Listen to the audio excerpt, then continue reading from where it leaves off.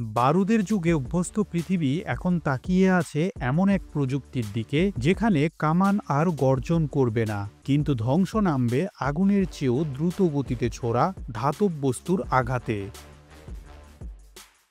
বলছি জাপানের অত্যাধুনিক বিদ্যুৎচালিত অস্ত্র রেলগান নিয়ে, যা শুধু গতির জোরেই লক্ষ্যবস্তু গুড়িয়ে দিতে সক্ষম। টোকিওতে ২০২৫ সালে অনুষ্ঠিত দেশটির সবচেয়ে বড় প্রতিরক্ষা প্রদর্শনীতে মূল আকর্ষণ ছিল এই রেলগান প্রযুক্তি। এটি তৈরি করেছে জাপানের acquisition technology and logistic agency. সংস্থাটির এক কর্মকর্তা আন্তর্জাতিক সংবাদ মাধ্যম এএফপিকে জানিয়েছেন, রেলগান হল ভবিষ্যতের অস্ত্র। এতে বারুদ নয়, ব্যবহার করা হয় বিদ্যুৎ, ইলেকট্রোম্যাগনেটিক শক্তি দিয়ে শক্তিশালী চৌম্বকীয় বল তৈরি করে ধাতব প্রজেক্টাইল ছুড়ে দেয় রেলগান, যার অভিঘাতেই মুহূর্তেই ছিন্ন ভিন্ন হয় টার্গেট।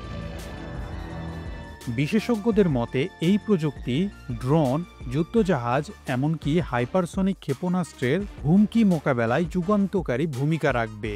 কর্মকর্তারা বলছেন, ভবিষ্যতে এমন সব হুমকি আসবে যা রেলগান ছাড়া প্রতিহত করা আর সম্ভব হবে না।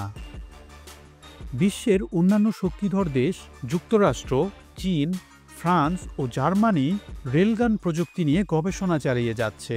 তবে জাপান এক ধাপ এগিয়ে, কারণ ২০২৩ সালে তারাই প্রথম সফলভাবে সমুদ্রপৃষ্ঠ থেকে রেলগানের পরীক্ষামূলক নিক্ষেপ চালায়।